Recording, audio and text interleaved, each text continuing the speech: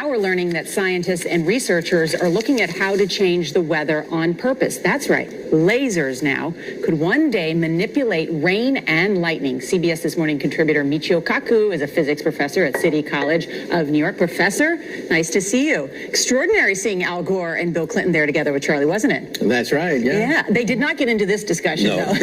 But it is fascinating.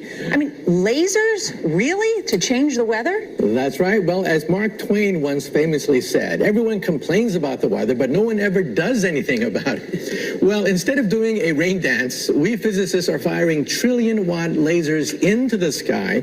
Well, instead of doing a rain dance, we physicists are firing trillion-watt lasers into the sky to actually precipitate rain clouds and actually bring down lightning bolts. This is potentially a game changer. You can precipitate rain. It condenses around the seeds. These seeds can also be created by laser beams. By firing trillion-watt lasers, you rip apart the electrons, creating what are called ions, and these ions act like seeds, like dust particles, bringing down rain and even lightning. Too, I remember reading the stories that China had used this during the Olympics, that the USSR had used this after Chernobyl to create rain clouds. I mean, did those really work then? We have some of these capabilities now? Inconclusive. Even in the 60s, the CIA used this to bring down monsoons during the Vietnam War, to wash out the Viet Cong. Governments have been playing with this thing. Alleged to. Alleged to, right. Yeah. Now, we realize that for decades now, these governments have been alleged to have experimented with weather control, but nothing conclusive.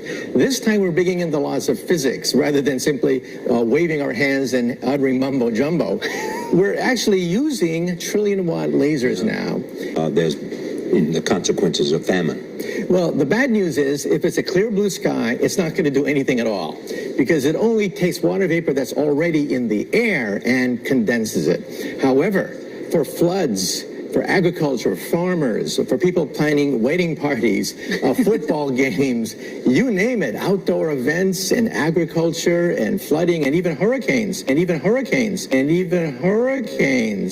all of them could be subject to weather modification.